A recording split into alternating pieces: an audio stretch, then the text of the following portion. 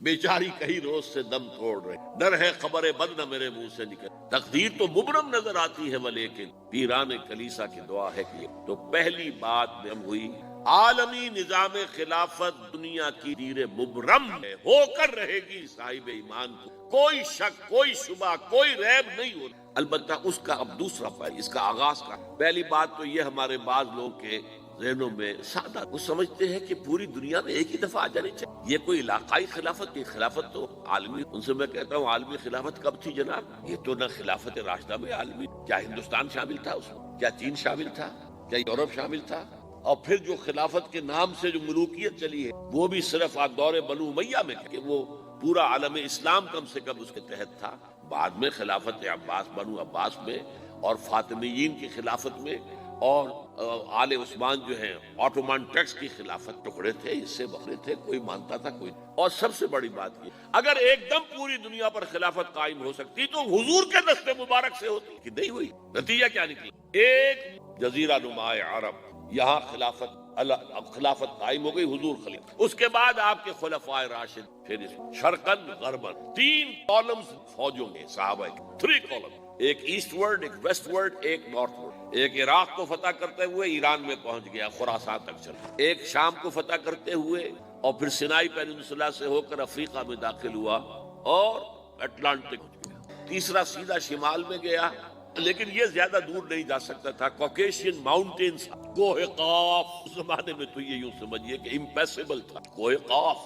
لہذا وہاں اب بھی یہ ہوگا کسی ایک جگہ ہوگا پھر ملے گا، اس کے سوا کوئی چارہ کار ہے ہی نہیں، اگر ہر جگہ پوری دنیا میں ایک ہی وقت میں سکتا تو حضور کے دست مبارک سے، اب وہ نقطہ کون سا ہوگا، نقطہ آغاز کا، اس میں پہلی بات تو میں نے کہا جو شک کرے گا اس کا پھر ایمان میں ہوگا، لازماً ہوگا، گلوبل ہوگا، پوری دنیا میں ہوگا، کہاں سے شروع ہوگا اس میں آپ، لیکن مجھے تو 2 حدیث جن سے یہ اندازہ ہوتا ہے کہ یہ اس مشرقی خطے ہوگا، عرب کے مشرقی خطے، وہ حدیثیں بھی اب آپ پڑھ لیجیے پہلے، پھر میں کہہ رہا ہوں یہ خزانہ ہے جو ہم نے آپ کی، کاش کہ آپ اس کی قدر پیسیں، آپ کو ازبر ہو جائے، یاد ہو، لوح قلب پر نقش، ہندوستان اور خراسان یعنی موجودہ افغانستان کا، ابن ماجہ کی روایت ہے عن عبداللہ ابن الحارث رضی اللہ تعالی عنہ قال رسول اللہ صلی اللہ علیہ وسلم یخرج ناس من المشرق یوطئون للمہدی یعنی سلطانہ، دونوں طرح سے پڑھ سکتے، حضرت عبداللہ ابن حارث فرماتے ہیں رضی اللہ تعالی عنہ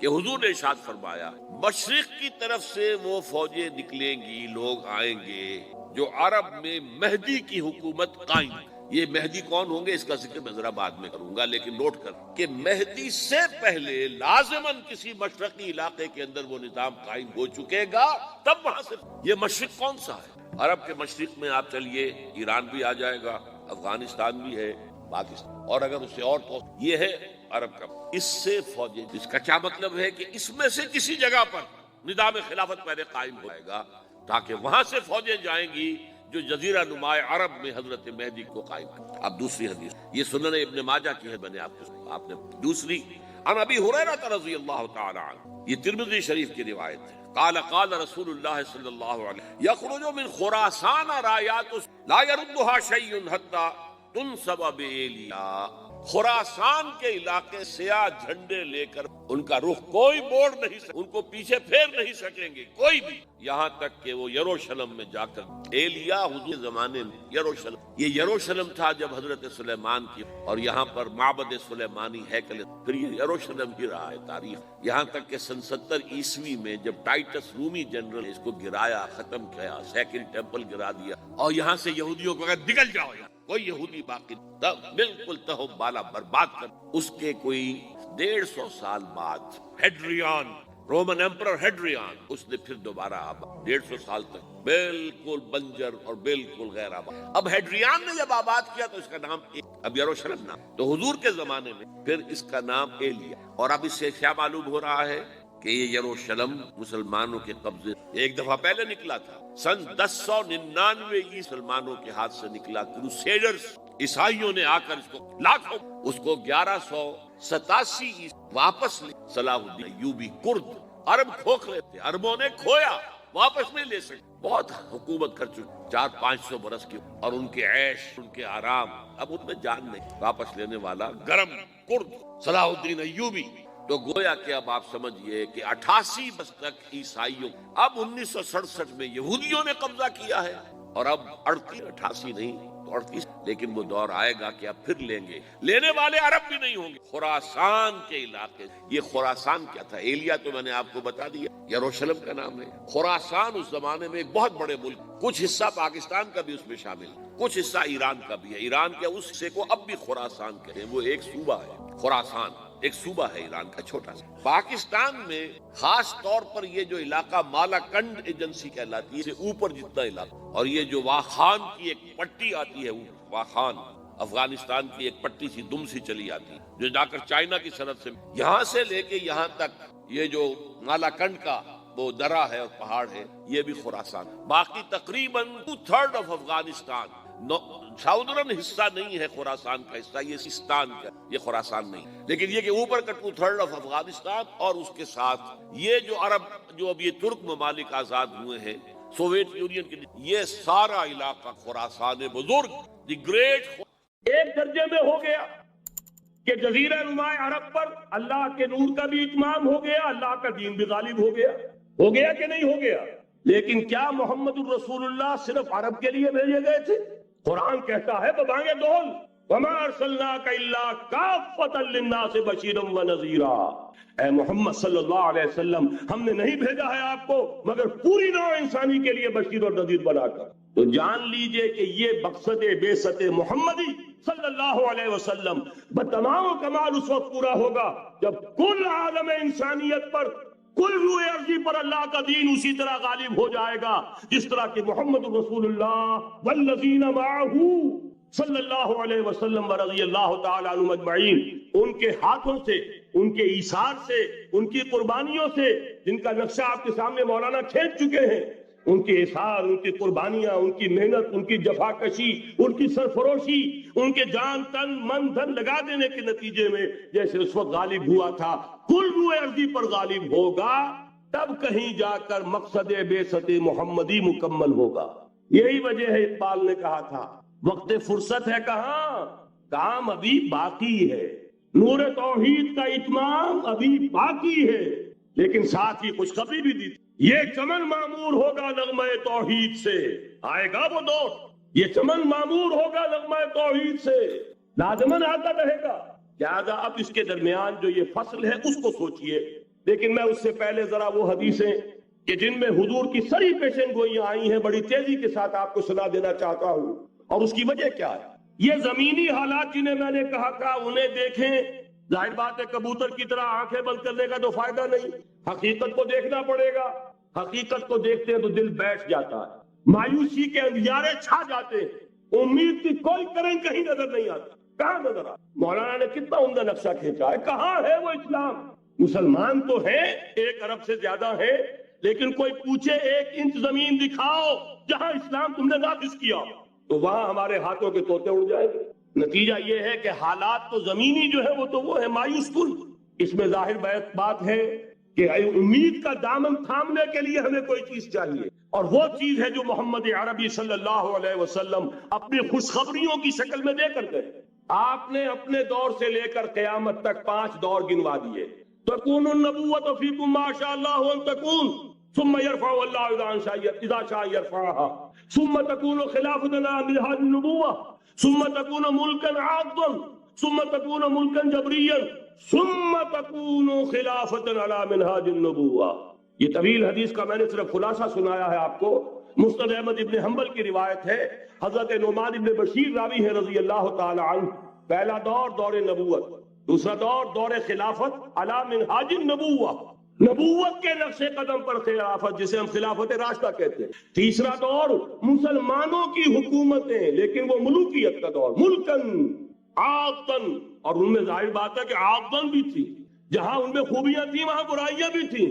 وہی حجاج ابن یوسف جس نے ایک مسلمان لڑکی کے خط کے اوپر فوج بھیجی ہے، وہی حجاج ابن یوسف ہے کہ سینکڑوں تابعین کے سر اس نے قلم کرائے ہیں، وہی حجاج ابن یوسف۔ وہی خلیفہ کہ جس نے فوج کشی کی اجازت دی تھی سندھ پر، وہی خلیفہ ہے جس نے بلا کر محمد ابن قاسم کو شہید کیا ہے۔ کہ یہ پاپولر ہوتا چلا جا رہا ہے، ملوکیت کے لیے تو اس سے بڑا خطرہ اور کوئی نہیں، اس لیے کہ سندھ کے ہندوؤں نے ان کے بت بنا لیے تھے یہ نوجوان، در جوانی توبہ کردن شیوائے پیغمبریس، یہ نوجوان اور اتنا نیک اور پارسا ان کے بت بنا کر مندروں میں رکھ دیے گئے۔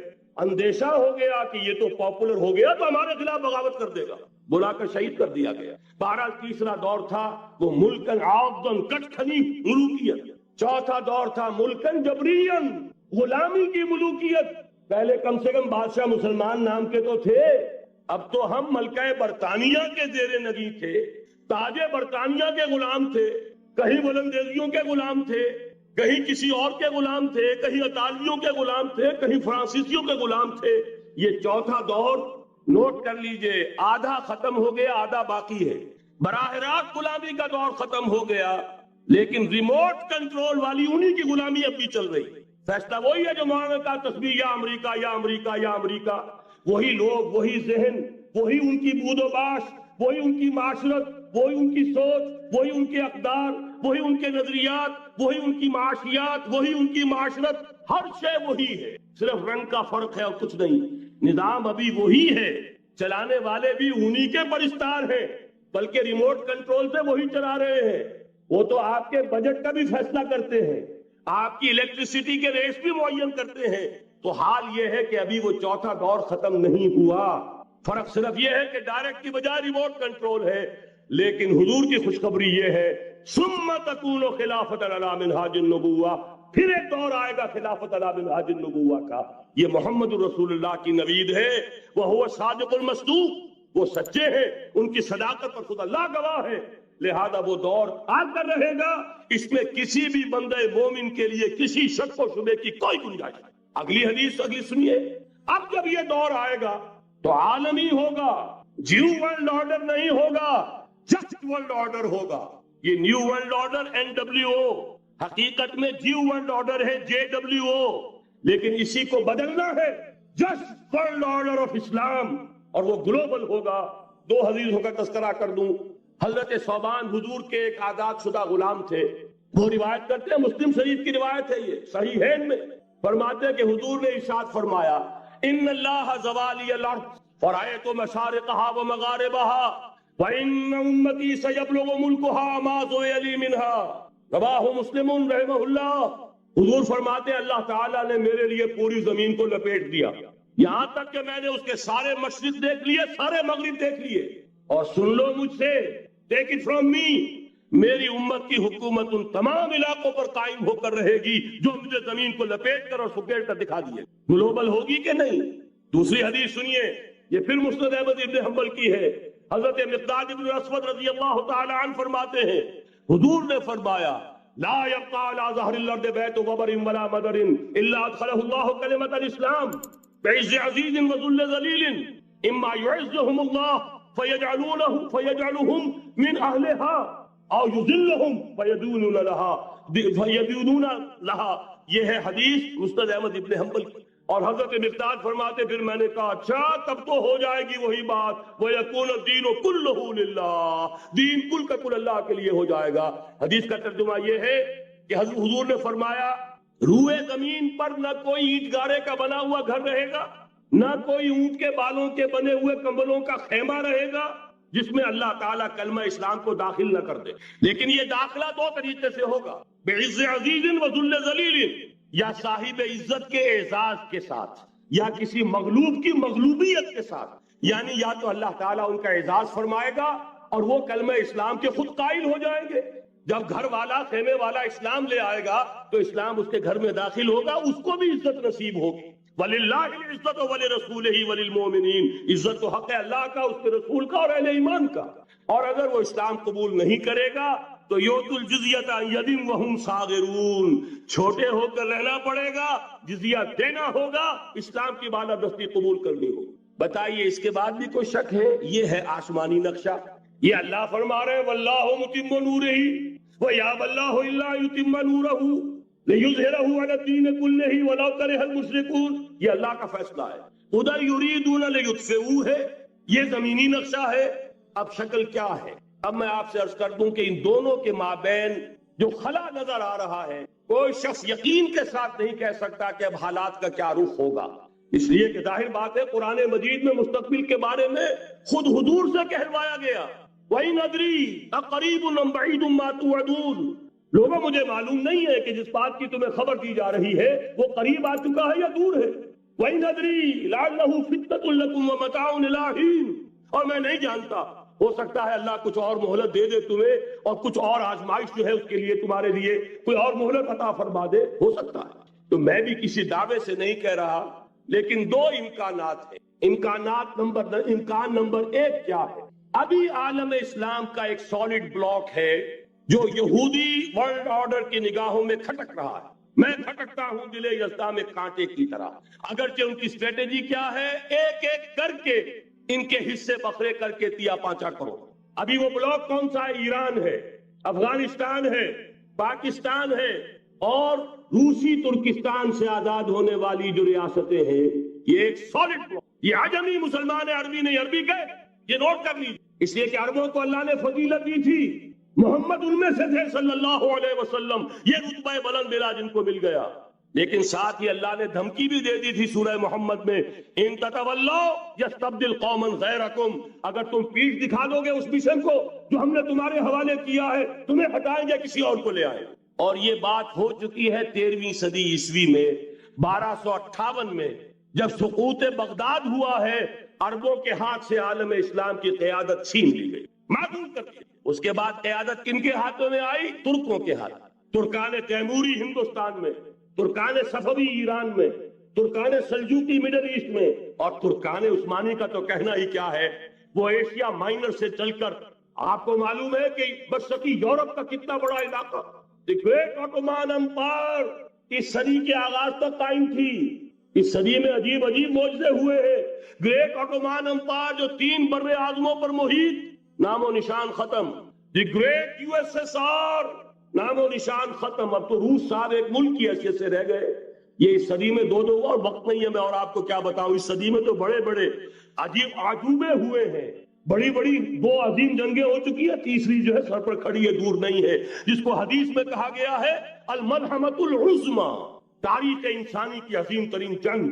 اور وہی صلیبی جنگ جس کا آغاز بوسنیا سے ہو چکا ہے. بہرحال اس وقت جو میں کہہ رہا تھا، ورنہ میرے پاس تو یعنی یہ کہ درد دل کہنے کے لیے وقت نہیں ہے، مجھے اپنی بات کو محدود کرنا پڑ رہا ہے.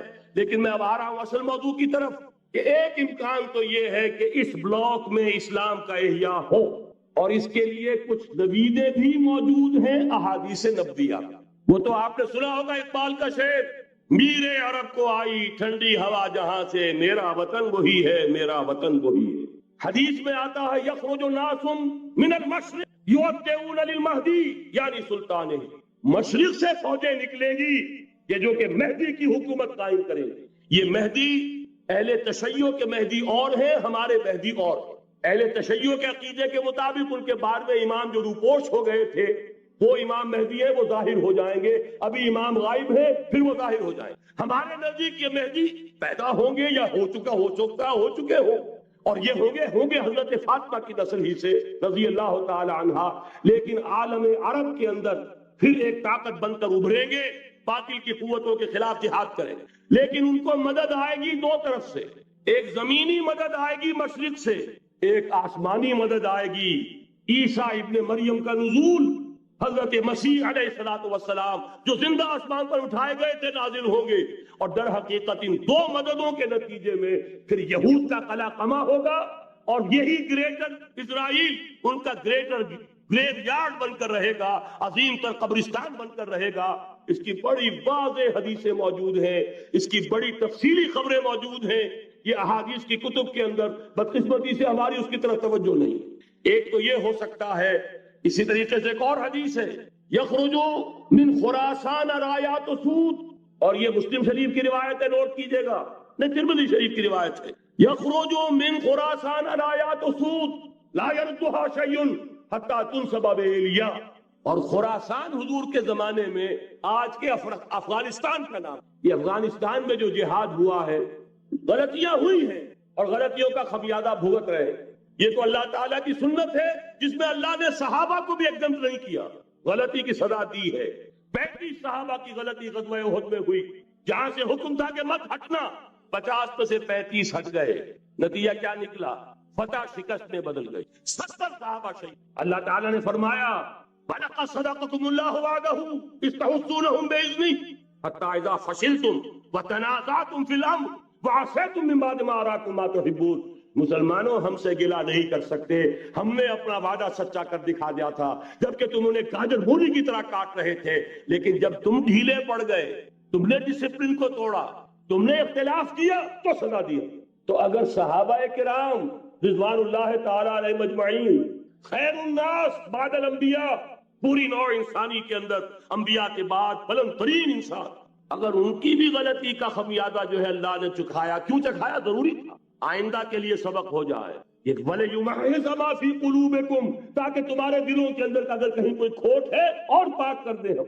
इसलिए बहरहाल गलतियां हुई हैं अफगानिस्तान में, एक इमाम के साथ बैत नहीं थी, बल्कि बदकिस्मती और बढ़कर ये है बैत करके तोड़ दी।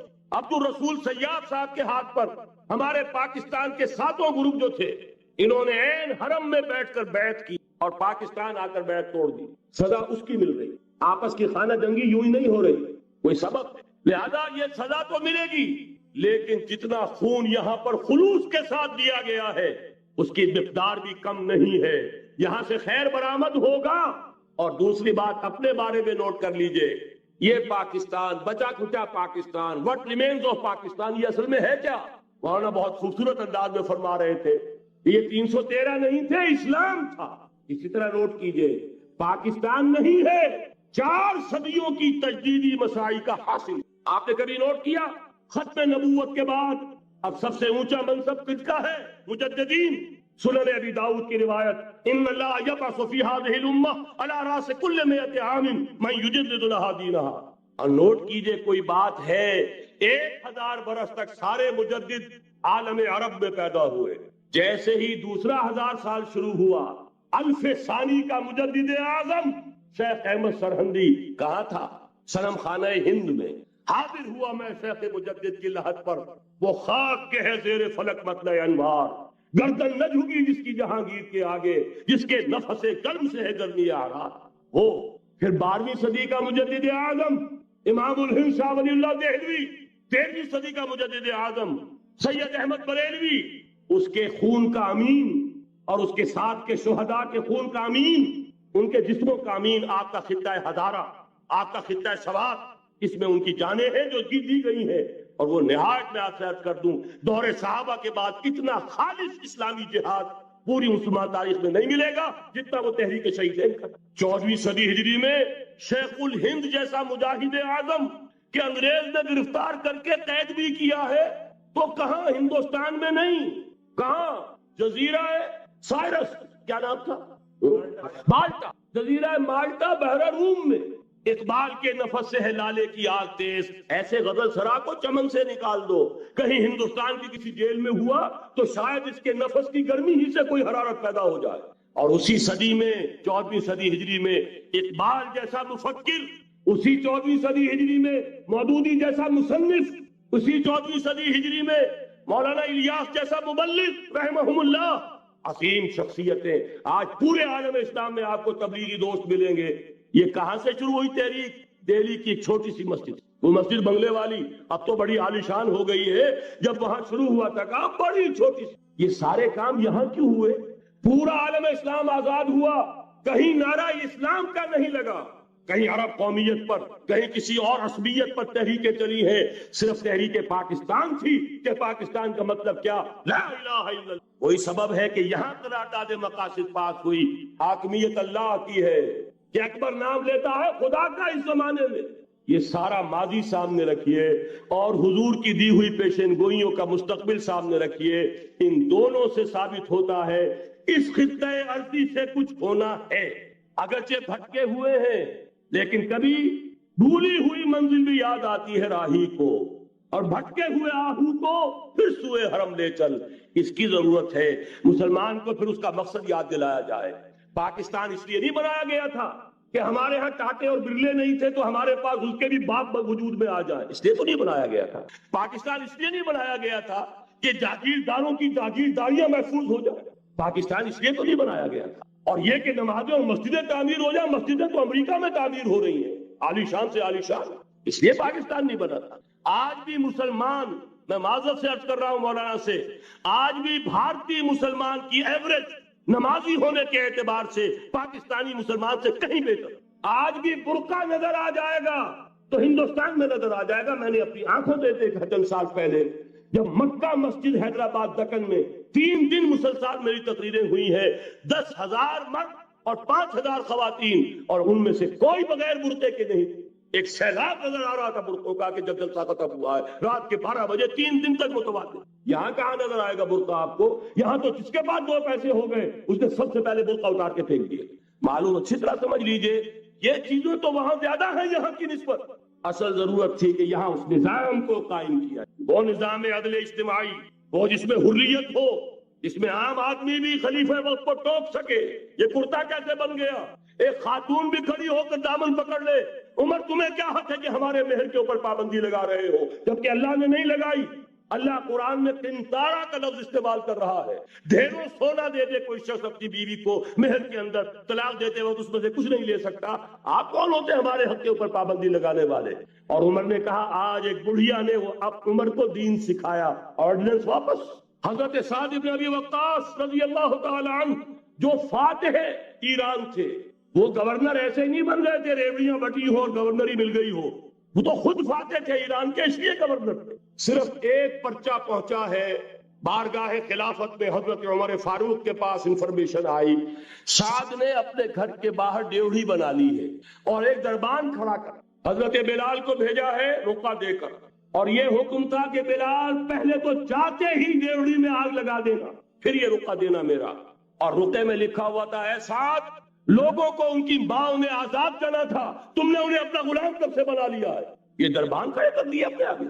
وہ حریت، وہ مساوات کہ جا رہا ہو خلیفہ وقت اور چارج لینے جا رہا ہے بیت المقدس کا، کوئی ذاتی علاج کے لیے نہیں جا رہا، سیر و سیاحت کے لیے نہیں جا رہا، چارج لینے کے لیے بالکل سرکاری وزٹ ہے، آفیشل وزٹ ہے، اسٹیٹ وزٹ۔ اور حال کیا ہے؟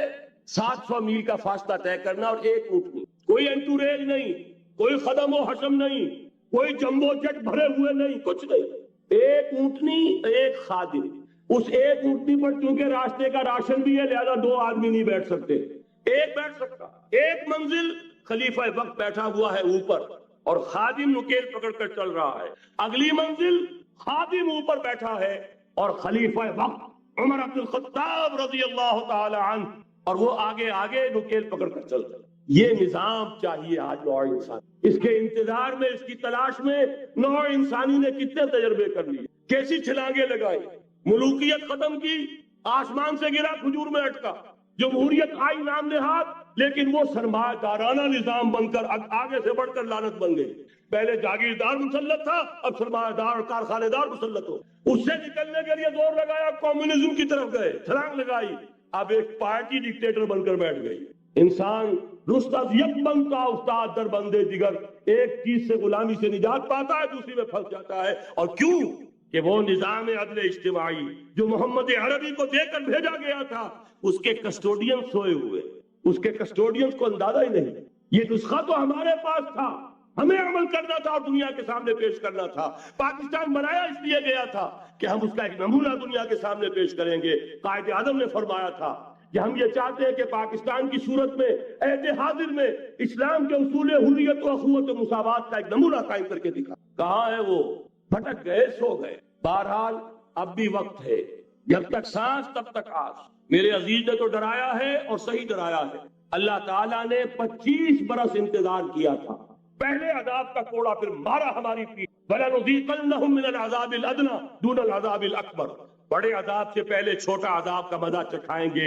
لَعَلَّهُمْ يَرْجِعُونَ، شاید کہ لوٹ آئیں۔ وہ ہم سے 1000 میل کے فاصلے پر ہوا تھا، اگرچہ 93,000 ہمارا قلیل جوان، جن میں غالباً 43,000 فوجی، اور یہ کہ تقریباً اتنی تعداد میں جو غیر فوجی، وہ اس ہندو کے غلام بنے، قیدی بنے، جن پر 800 برس تک، کہیں 600 برس تک، کہیں 1000 برس تک حکومت۔ اتنی بڑی شکست کا کلنک کا ٹیکا ہماری پیٹھ پر پڑا۔ پہلے عذاب کا کوڑا آ گیا تھا، 25 برس ہو گئے تھے، قمری حساب سے نوٹ کر لیجئے، یہ نہ سمجھیے 24.25 برس ہوئے تھے، 24.25 برس قمری حساب سے 25 برس تھے۔ اور اب نوٹ کر لیجئے اگلے 25 برس کے پورے ہونے میں اگلے رمضان کی 27 تاریخ تک صرف مہلت ہے، نصف صدی پوری ہوا چاہتی، کوئی عجب نہیں اس عذاب الادنا کے بعد ہم جاگے نہیں، ہوش میں نہیں آئے، کوئی عجب نہیں کہ بڑے عذاب کا کوڑا ہماری پیٹھوں کو برس گیا۔ لیکن مجھے یہ یقین ہے، نوٹ کر لیجئے، اگر یہ دوسرا امکان ہو گیا، خدا نہ خواستہ اللہ کے عذاب کا کوڑا ہماری پیٹھ پر برسا، مجھے یقین ہے اللہ ہندوؤں کو مسلمان بننے کی توفیق دے گا، لیکن اسلام کا بول بالا اسی خطے سے ہو۔ تاریخ میں یہ ہو چکا ہے آیا فتنہ تاتار کے افسانے سے، پاسباں مل گئے کعبے کو صنم خانے سے، تاتاریوں کے ہاتھوں کروڑوں مسلمان قتل ہوئے، لیکن اسلام نے تاتاریوں کو فتح کر لیا، اور پھر اسلام کا مسلمانوں کا دوسرا دور عروج انہی تاتاریوں کی مختلف شاخوں کے تحت ہوا۔ وہ تاتاری ہی تو تھے، وہ سارے ہورس، ٹرکش ہورس، ترکان تیموری، ترکان سبوی، ترکان سلجوقی، ترکان عثمانی، وہی تو سٹاک تو وہی ہے آیا فتنہ تاتار کے افسانے سے، پاسباں مل گئے کعبے کو صنم خانے سے، اس لیے کہ حضور نے فرمایا مشرق سے ہوگا، جہاں سے فوجی چلیں گی، تو کوئی عجب نہیں۔ بہرحال یہ دو امکانات ہیں، لیکن اس کا فیصلہ تیرے ہاتھوں میں ہے، دل یا بدن، سیدھی سیدھی بات۔ اگر تو اب بھی ہم ٹھیک ہو جائے، جاگ جائے، ہوش میں آ جائے، قوم یونس کی طرح توبہ کر لے، تو بغیر عذاب کے کوڑے کے رحمت خداوندی ہم پر سایہ کرے گی۔ اگر ہم نہ جاگے تو وہ عذاب کا کوڑا آئے گا۔ یہ نہیں میں کہہ سکتا ان ادری قریب بعید ما توعدون، یہ میں نہیں کہہ سکتا، یقین کے ساتھ جانتا ہوں کہ آئے گا، لیکن یہ کہ اس کے بعد بھی یہیں سے بول بالا ہوگا، اگر ہمارے ذریعے نہیں تو ان کے ذریعے سے جو ہمیں شکست دے کر پھر اسلام قبول کرتے ہیں۔ لیکن کیوں نہ پہلے ہی راستے پر چلنے کی کوشش کریں۔ وہ راستہ کیا ہے بس صرف چند منٹوں میں اس کی میں وضاحت کر دوں گا، اس لیے کہ سارا ہمارا جوش بھی ہو، جذبہ بھی ہو، ارادہ بھی پیدا ہو جائے، کوئی لائن آف ایکشن سامنے نہ آئے تو پھر نتیجہ نہیں بنتا۔ پہلی بات میں مولانا سے معذرت کے ساتھ عرض کروں گا، مولانا نے فرمایا تھا کہ یہاں ایمان بہت ہے، نمازی اکثریت میں ہے، مجھے ادب کے ساتھ اختلاف، ایمان نہیں ہے، یا قرآن جھوٹا ہے یا ہم میں ایمان نہیں ہے۔ قرآن کہتا انتم الاعلون ان کنتم مومنین، اگر تم مومن ہوگے تم ہی سربلند رہو گے، ہم تو سربلند نہیں ہیں، تو کیا کہیں گے قرآن جھوٹا؟ ایمان نہیں ہے، ہمیں موروثی عقائد مل گئے ہیں اپنے والدین سے، ہم by birth accident of birth مسلمان ہو گئے ہیں، ہم نے اسلام کی کوئی قیمت نہیں دی ہے، اسلام کو کوئی تکلیف جھیل کر اپنے لیے اختیار نہیں کیا ہے۔ پہلا مرحلہ ہے یا ایھا الذین آمنوا آمنوا باللہ ورسولہ والکتاب الذی نزل علی رسولہ، اے ایمان والو